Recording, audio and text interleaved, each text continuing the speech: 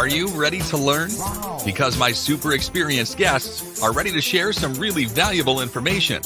Make sure and listen all the way to the end to get help and support. So let's start with the best audio experience. Hello everyone and welcome to our show. Today we discuss about consistent content marketing. I love consistency and I'm so excited to discuss this topic with super energetic Lacy Boggs. How are you? I'm well. How are you? I'm doing great. Yeah, we discussed because Friday, I check out a few studies that if you want to get more salary, you need to ask your boss on Friday. If you want to get more sales from your customers, ask them on Friday. And, I asked my son, what is your 11th day? And he replied to me, Friday, of course, Friday. So, yeah, that's cool that we have the topic today. Before we start, just tell more about yourself, experience, background, and why you decided to share with us about consistent content marketing. Sure. So my name is Lacy Boggs. I run the Content Direction Agency. We help small business owners with the nurture content that they need in between promotions and launches to help their audience say hell yes as soon as they make an offer and get ready to say yes on Fridays, right? Or any day, I guess. I've been doing this for 10 years now this April. And before that, I was a journalist. I was a food writer. I did restaurant reviews, which is nice work if you can get it. Getting paid to have opinions and eat food is not a bad deal. But I was working for a really small magazine here in Colorado, and we would sometimes work 60, 70 hours a week and have to be in the office at 3 a.m. on deadlines. And I got pregnant and I thought, this sounds terrible to do with a baby. So I decided to try freelancing. And I did that for a while, freelanced in the food writing world, but I wasn't making a lot of money. And so I thought, well, I'm pretty good at blogging. Maybe other people would pay me to write their blogs. And turns out they did. So that's how we got started about 10 years ago.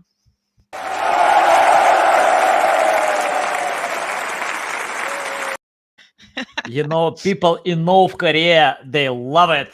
But they have no freelancing, they have no internet, but they love it, They love it. Yeah. Yeah. I'm pretty sure in the future they can see this video. Yeah, it takes some time. I don't know how long, but yeah, they will see. Okay, you mentioned about freelancing, and that's good, if you fail in the first attempt, because I remember I failed many times in freelancing because of have no experience. It takes time to get this experience, to find the best way. Can you tell, for example, from your experience, about consistency? Because for me, it's the best word ever. If you want to grow, you need to be consistent. And I know that many people give up because they can't get results. But I know many bloggers who couldn't do it for a long time. For example, PewDiePie, he filmed 100 videos to get only 285 subscribers.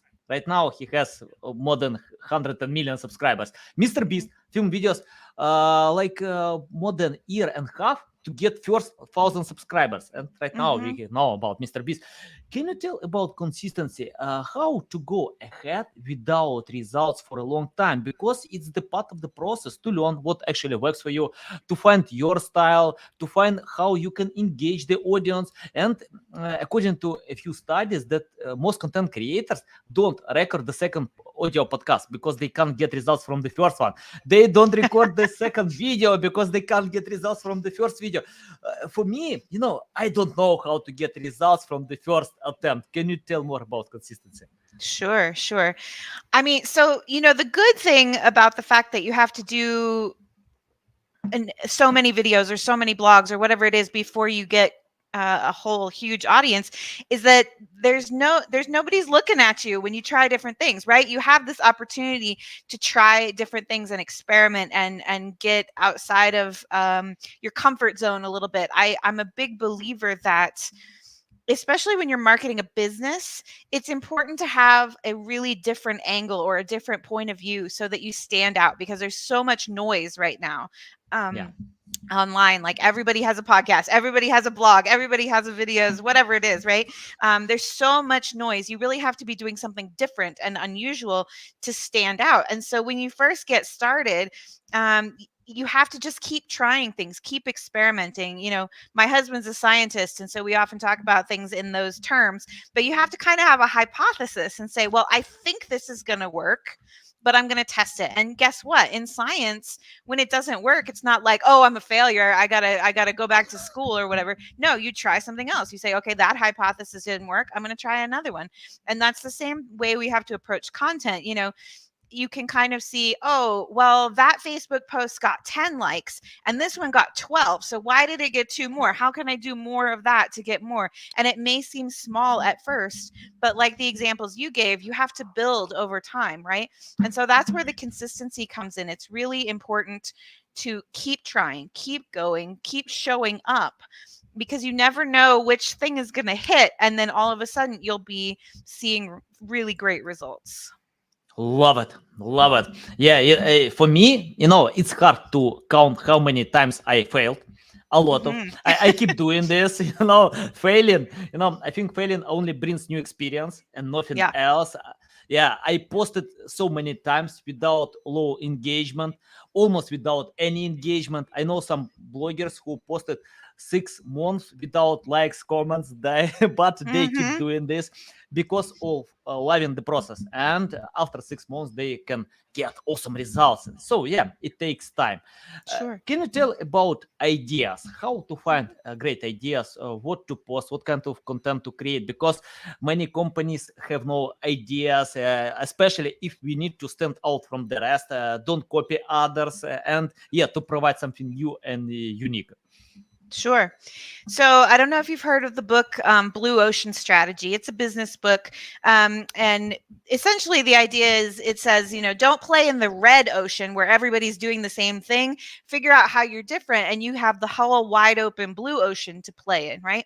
And I like to use a similar kind of idea for content. So what I say to my clients is often like, let's look at what other people in your space are doing, and then what are you already doing that's different? So if you're saying everybody in my space has a podcast, okay, great. What kind of podcast? Well, they're just doing whatever. I'm just going to make something up. They're just doing solo episodes. They're just talking on their podcast. And I say, okay, great. What can we do that's different with a podcast? Maybe you have guests, and that's different than solo episodes. Maybe you do live coaching on your podcast, and that's different. Maybe you do a call-in show where people can call in live, and that's really different, right? So we start brainstorming ideas within the same channel. They still want to do a podcast, whatever it is, but we're saying, how can we be different than what's already out there? So a good example of this is my podcast that we just came out with this summer.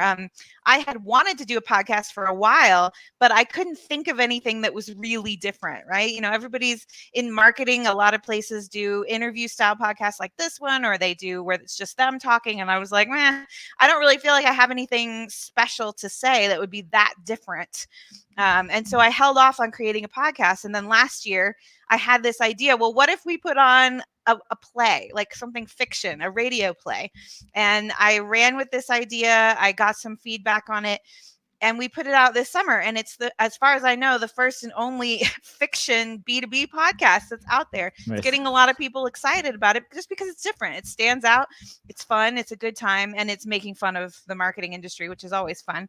So but it's very, very different, right? I'm playing in a sandbox where nobody else is building anything yet. So that's what's helping me stand out and get noticed in my space. So thinking about, what can I do that's very different from what other people are doing in my industry, or what can you borrow from other industries to bring into yours that people are not doing in your space yet? That's kind of how we start when we are thinking about what could be really unique and get people noticed. Yeah, love it. Yeah, exactly about that.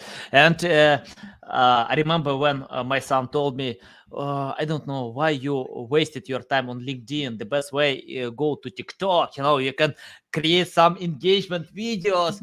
Yeah, that was hard to explain to him, because I'm not good with dancing. It doesn't mean that, of course, on TikTok you can create any format. Yeah, Sure. it's better to be yourself. Why you need to copy some engagement videos if you can't dance or sing?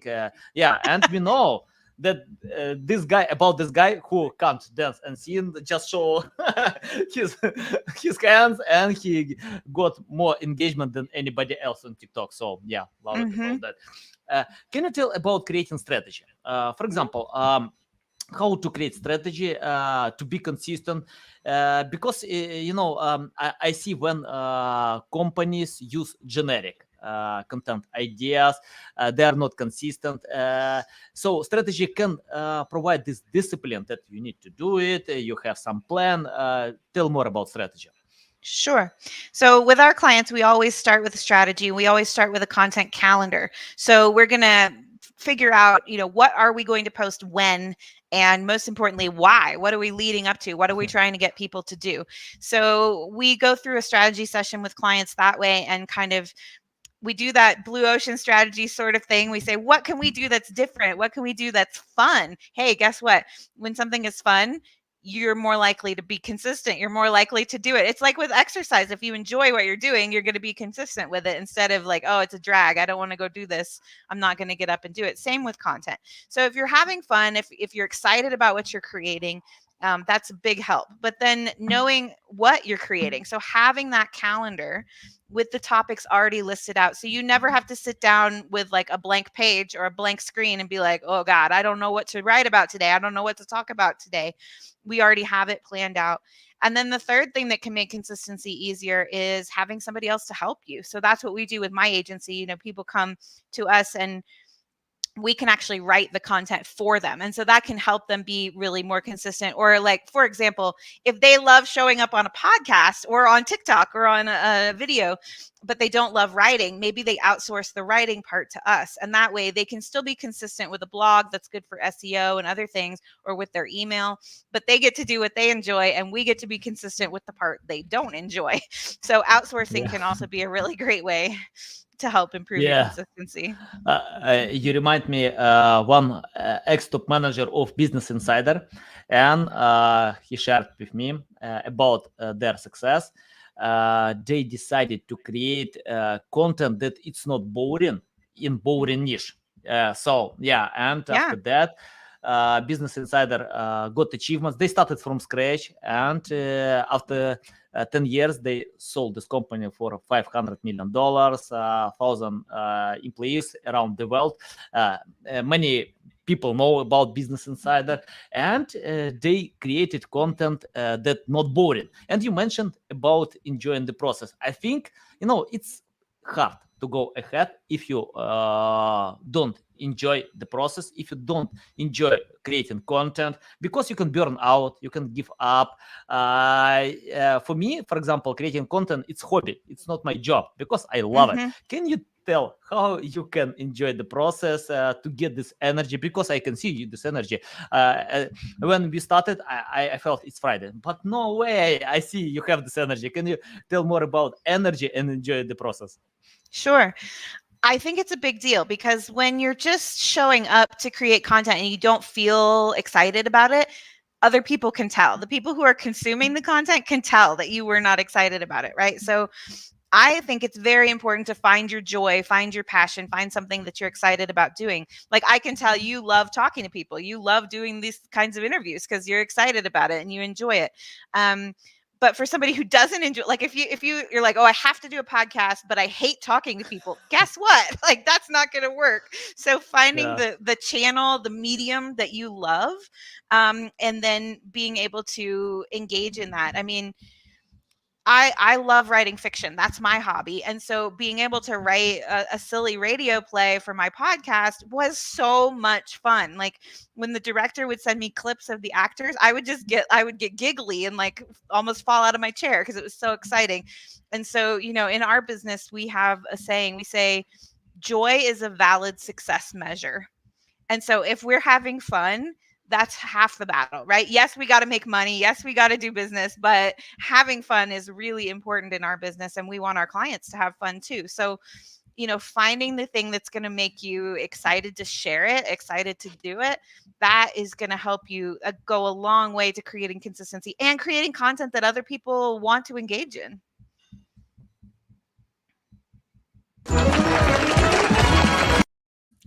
Yeah, I agree. Yeah, completely about that.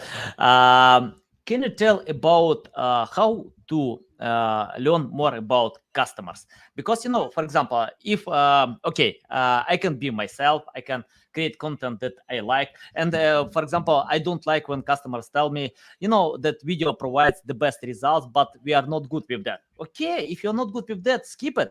Write more, because many great content creators can write awesome posts, get high engagement, but because they use their strong sides. And for me, if you filming is not your strong side, if podcasting is not your strong side, skip it. Find what works for you. Yeah, I agree about that. But tell about how to learn customers or audience before creating content, because for example, I can be myself, but how do I know that people will care about my content, how to consider them and create content that will provide results? Yeah, sure.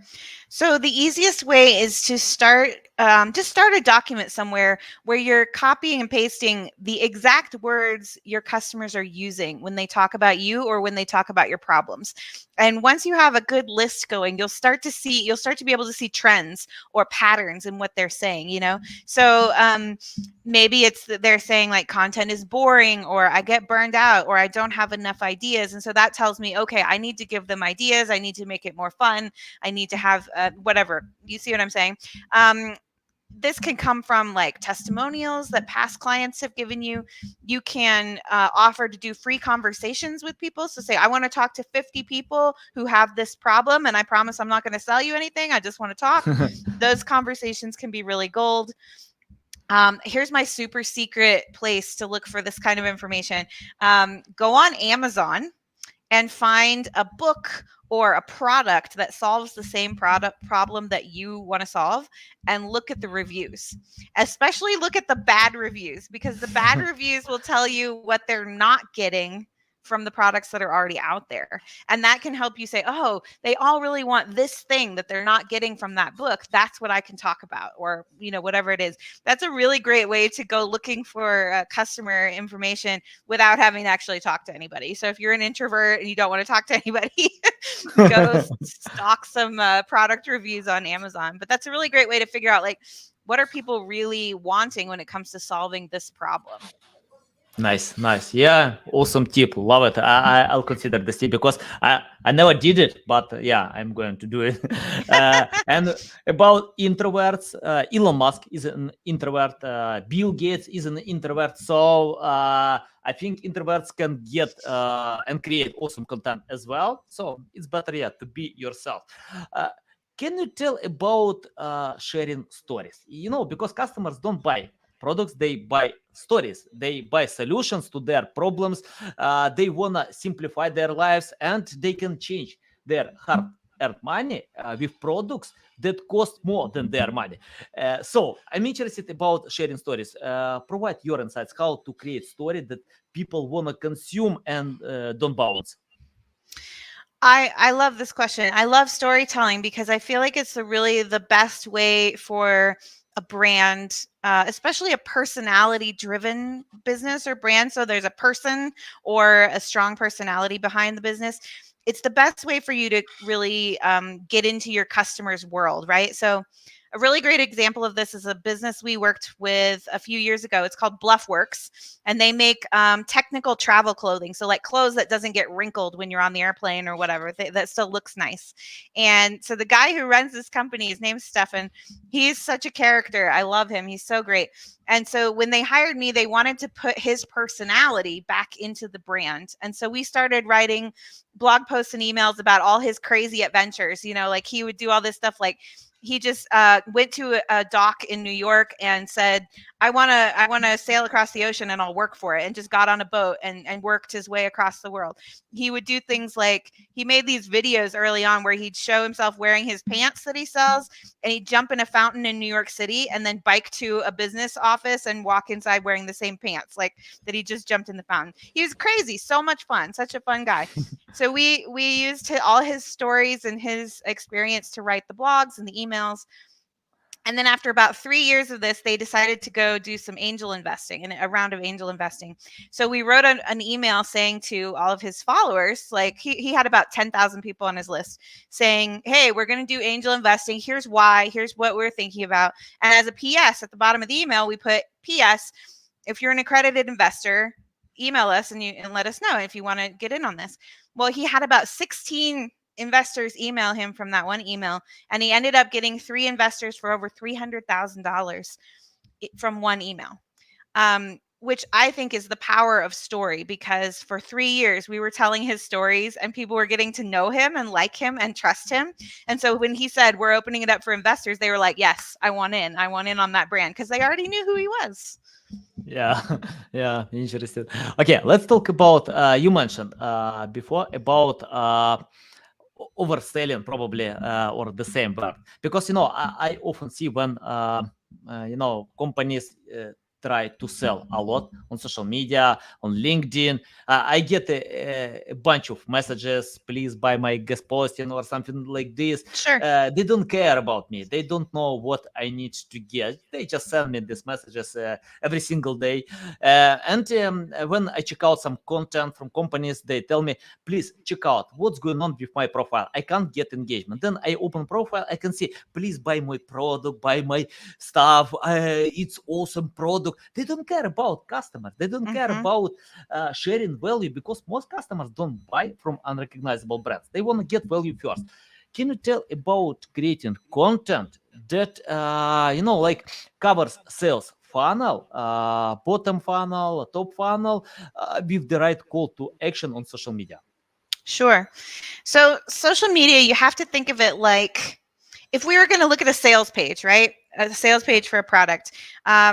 It has to hit all the special point, right? We have to like get people's attention. We have to hold their interest. We have to generate desire for the product, and then we have to get them to take action. Social media is like that sales page, but turned sideways, right? Because we're doing it over time. We're not doing it all at once. You're not going to do a whole sales page in a Facebook post, right? So you have to hit all of those points that you would hit in a sales letter or a sales page, but over time, right? So one of these classic copywriting formulas that I always use is AIDA. So attention, interest, desire, and action. And what I tell people is to make sure you're hitting all those points, but over time, right? So not all in one post necessarily, but maybe on Monday, I share something that's an attention grabbing post. Hey, look at this statistic. Did you know this about this industry? Probably not. Or here's this myth I'm going to bust for you right now. I'm going to give you this really amazing, mind blowing thing you didn't know. Interest posts are more like your how-to, like that's where you're going to get more in the details of here's how I do what I do. Here's my process, or here's why our product is different. Desire is that whole where you're painting a picture of what they could have after they make the purchase, right? So if it's a weight loss drug or something, they're like, you can be skinny, right? You can be happy. If it's a product like mine, it's like, you don't have to spend 4 hours a week writing your blog post anymore. You can get all that time back. That's generating desire for the product or service. And then you can make an action post, right? That says, hey, I have 4 spots open on my calendar next week. Who wants to talk about outsourcing their content? That kind of thing. So I think sprinkling all 4 of those in and mixing it up so that you're doing, if you can see, like, if there's those 4 kinds of posts, 3 of them don't have anything to do with selling, like directly. You're not saying buy now in any of those posts. You're just getting engagement. You're getting people excited about what you have to offer. And only 1. So only 25% of your posts should actually be like, hey, I'm selling this thing. Do you want to buy it? So making sure you're doing a whole lot of different things. And as you said, providing value for the person reading your content, that's what's going to get you people that then they'll follow you, they'll like your posts, they'll engage, and then they'll be like, hey, maybe they can help me with my problem. Yeah, yeah.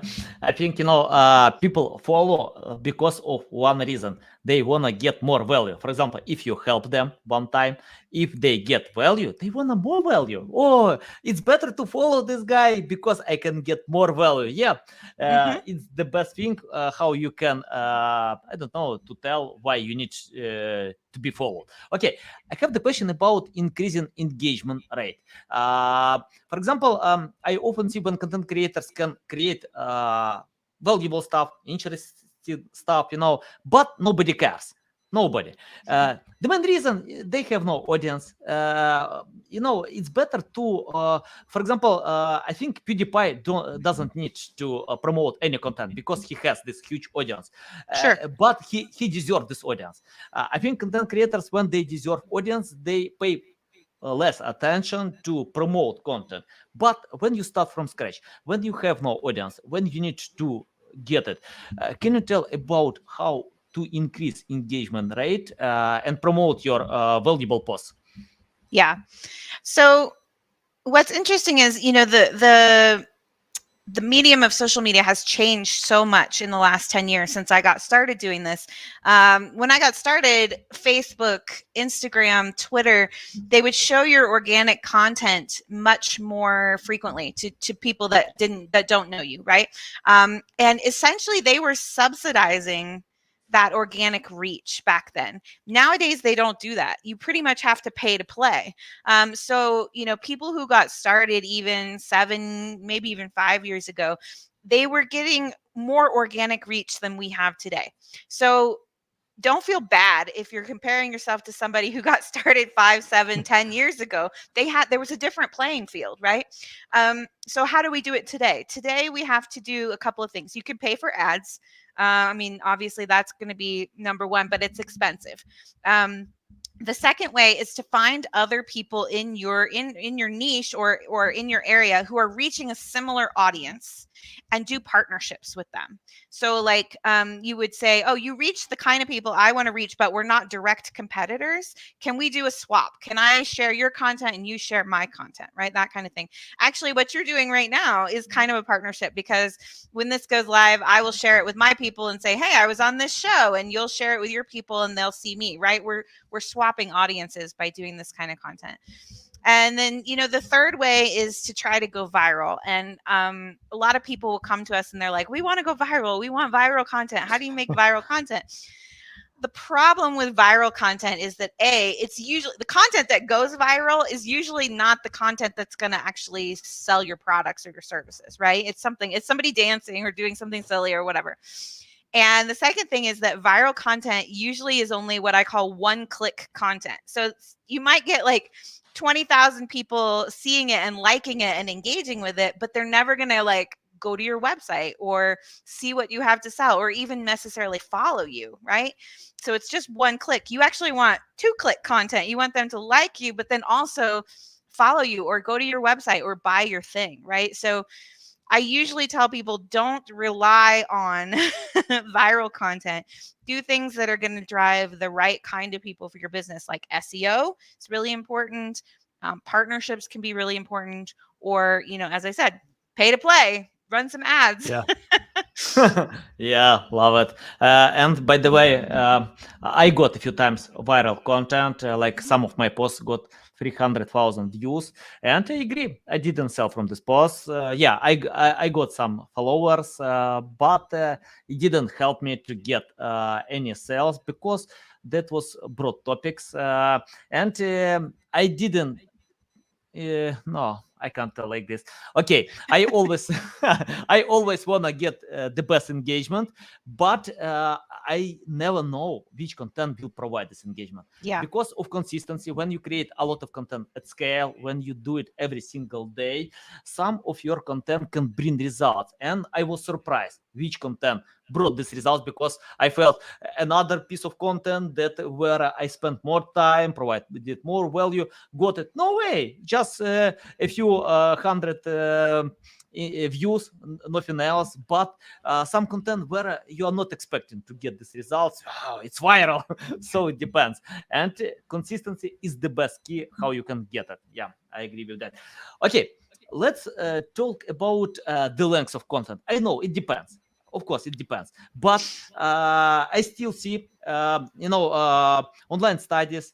Then it's better to write like 100 words, 200 words. The best practices like that. For me, I never consider best practices because I know some influencers can get results with short posts, others with long posts. It depends on their skills, the way of transferring this knowledge skills. Can you tell how to find your style and the best length? Sure. Yeah, we get this question a lot, especially around blogs. People want to know, how long does a blog have to be? I saw a report that came out just this week, and it was saying that right around 1,100 to 1,500 words is the sweet spot for a blog right now. And I believe that's because Google is giving more preference in SEO, excuse me, to longer posts that are more in depth and give more information, right? So they're giving more SEO juice and more search engine results to longer posts. I've got a little frog in my throat. Sorry. The social media posts, as you say, it can really depend on who your audience is and how you like to write. So I don't think there is really a best practice right now. It depends a lot on what the other piece of content is. So if it's a photo, you might have a really long caption because you need to give context. If it's a graphic that has more words and like it's an infographic with it, or a video, you might get away with a much shorter post. But then we see influencers and things who write like one sentence that's just sort of a quote or a mind, like, ooh, wow, that was a really great mic drop moment. And they get tens of thousands of likes. So it really kind of, as you say, I think you have to experiment with it. Don't worry so much about best practices. Worry more about getting your people and what they want to see. What does your audience really react to? Yeah, love it. Yeah. By the way, Google doesn't count the number of words. Google denies that they can count the number of words to consider ranking positions. I agree with that. And yeah, it's better to be yourself, to find your style, and of course to consider audience preferences. Because, for example, if you write a blog post, let's imagine the age of Elon Musk. Nobody cares about his biography, rewards, about Tesla, SpaceX, because they want to know his age. That's it. And by the way, people can get the answer on Google. They don't need to open any website. Just search for this keyword and Google replies to this question. So you don't need to create 3,000 pieces of content, just to reply to this question. But some content demands when you need to provide all insights, because most users, they are lazy. It's our nature, nothing is wrong with that. When people are lazy to read it, but sometimes we have no choice. If you need to get this knowledge, you need to read long content, and at that point, yeah, you can create long content to provide more insights about that. Lacy, I have the question about mistakes. Can you tell what kind of common mistakes content creators still do and you don't recommend to do that? Yeah. So major content mistakes I see, especially with newer business owners, they hear the advice to write what you know, right? Especially when it comes to blogs but I think social media too. They'll say, write what you know. So you'll have somebody like, let's just pick somebody like a photographer, and they're writing posts about how to take better pictures. So they're saying, oh, when I took these pictures, I used this lens and I used this kind of camera and this setup. Well, when they do that, they're actually speaking to their peers. They're speaking to other people in the photography industry. They're not speaking to their customers, because the customer who's going to hire them to take pictures really doesn't care what kind of lens they used or the lighting setup or anything like that, right? So I think a lot of times we see business owners speaking to the wrong audience because they're talking about what they know, which is what they're an expert in, but their customers don't actually care. I fell into this trap early on. I wrote a lot about how to write blogs or how to do an editorial calendar or things like that. And the people who want to know how to write a blog, they don't want to hire somebody to write blogs for them, right? So I was blogging to the wrong audience for a long time now. If I was making a course, let's say, about how to write blogs, then it would make total sense for me to attract that kind of person that wants to DIY, that wants to do it themselves. But we have a more premium service, and so I had to figure out, I actually need to be talking about the why. I need to be talking about, why do you write blogs? Why do you write longer content? Things like that, so that the people who want to outsource it will think, Lacy's the expert. I'm going to go talk to her when they're ready to outsource. So making sure you're writing to the correct audience. And I think this is true whether it's blogs, emails, social media, whatever it is, making sure you're creating content for your audience is super important. And that is a huge mistake people make. Yeah, nice. Lacy, I have the question. Let's imagine you started from scratch without any experience, knowledge, skills. What will you do to learn more about content marketing today? Absolutely. I would follow some key people. So Copy Blogger is one of my favorite resources, and Copy Hackers, Joanna Weeb over there. They're two of my favorite resources to learn about content marketing. And Ann Handley, who runs Marketing Profs. I would probably start by following all of them, maybe investing in some of their courses to learn more. But really, that's where I would start. And then maybe following like Content Marketing World or going to one of their conferences. Those are some of the best places you can start. But, my caveat would be, learn all the rules so that you know how to break them, because the people who are doing unusual things, who are breaking the rules, who are writing new rules, they're the people who are getting noticed. They're the people who are going to break through the noise, right? So yes, go learn the rules, but then learn them so you know how to break them in a good way.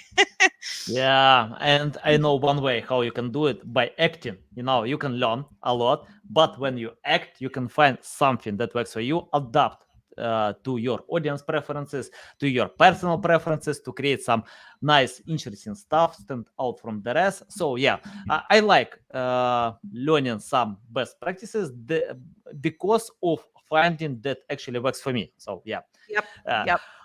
Okay, Lacy, I have the question about the future of content marketing. Many things are coming, metaverse, Web 3.0. What kind of future will be? Can you forecast this future? Yeah, I think it's so interesting because things change, but they're like a pendulum, they swing back and forth. So when I got started, blogging was huge. Everybody had a blog, everybody was starting blogs. That was the big thing. And then now, mostly a lot of people are like, man, that's old news. Blogging is old school. Like, who has a blog anymore? Nobody does that. But what I've noticed is, right now, what's popular is what they call zero-click content, because like social media and channels like that, they want to reward people staying on their social media channel. So you have to create content that's native to the platform, and they're calling this zero-click content. You don't have to click away to get the meat. But what it really is blogging by any other name. Like, you look at a Twitter thread that's got 27 tweets. Guess what, friend? That's a blog. You've just broken it up into 27 tweets, I think the same thing is true of like Instagram carousels and things like that. Even some, now that TikTok videos, they're letting them be longer and things like that. Same idea. It's longer form content. So I think what people are hungry for right now is meatier, longer form content that goes beyond the soundbite, that goes beyond the tweet, the clip. They want a little more in depth. Yes, we still need those flashy sound bites and tweets and things to get people's attention, but then they want to go a little more in depth with you. And so I think as we are going like metaverse and things like that, it's going to start out very surface level, like, it's new, we can do whatever we want. But like, the things that people are doing in the metaverse right now are kind of dumb. It's like, I saw this one, it was like a shopping experience for a store. I can't remember what store, maybe Topshop, something like that. But you go in and you can go in the metaverse and it's virtual reality and it looks exactly like one of their high street stores. There wasn't anything exciting about it, right? There wasn't anything new and different, except you were in virtual reality. It wasn't even new. So I think what's going to happen is people are going to, as soon as the shine wears off of, it's just in virtual reality, we're going to have to get into more in-depth, more unusual, exciting content. And so that's where the really exciting opportunities are going to be for content creators, because we can do something new. We can do something that's never been done before. We can use these mediums in new ways. And that's what's next. It's not going to be like, just go shop in a store that looks exactly like a real store. it's going to be absolutely reimagining what that can be. Yeah, love it. Lacy, I have the final question. Okay, can you tell just one thing that, for example, you share a lot of valuable insights, but if you can do just one thing, what would you do today in content marketing? If I could do just one thing today in content marketing, I would pick one channel where my people are, and I would focus my time and energy in doing something different that stands out on that one channel. So no matter what it is, whether it's video, audio, text, I would figure out one interesting idea to try so that I stand out, because standing out and being different is worth its weight in like paid ads, right? Like if you're different enough, you don't have to pay money to get people to pay attention to you. They just will. So I would take one channel, focus on that, and figure out how I can be different and stand out, and really focus my energy on creating content that does that. Yeah, so valuable. I agree with that. Focusing is the best thing ever. I remember when I decided to grow my network on Facebook, YouTube, Twitter, LinkedIn, Instagram, everywhere. And I got like 5 followers a day. But when I switched my attention to LinkedIn alone, I got like 200 followers a day because of paying attention to one direction. Even repurposing content takes time. So yeah, it's better to be in one platform, because jack of all trades, master of none. And guys, I want to tell one thing. Considering this webinar, if you want to get high results, you need to follow Lacy Boggs on social media to learn from her, because you can see a lot of energy, valuable insights. And do one thing, do this favor, Lacy, tell our audience how they can reach out to you, learn more about you, follow you. Sure. So I'm at lacyboggs.com. It's very easy to find. I've got 10 years of blog posts you can go read if you want to. I'm LacyLou42 on Instagram and other places. And you can listen to our podcast, Ace Stone Marketing Detective. It's on all the podcast players. Go check it out. It's a lot of fun. It's a fiction story making fun of online marketing. So I hope you'll check it out. Nice, guys. You need to listen to this audio podcast to get more valuable insights. Read Lacy Boggs blog, because you can see a lot of values. Follow our social media. And guys, love you. See you.